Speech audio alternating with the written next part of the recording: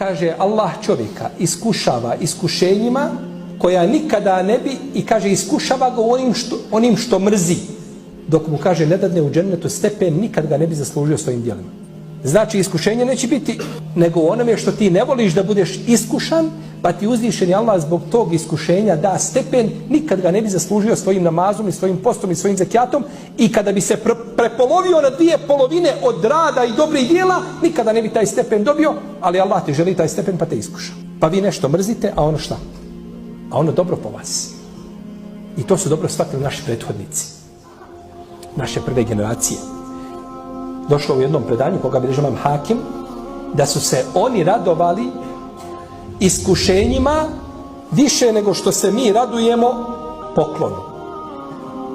Oni su tako voljeli iskušenja, nisu ih tražili. Ali kad dođe iskušenje, volio je to jer je znao da je to dar od uzvišenog gospodara za ođa.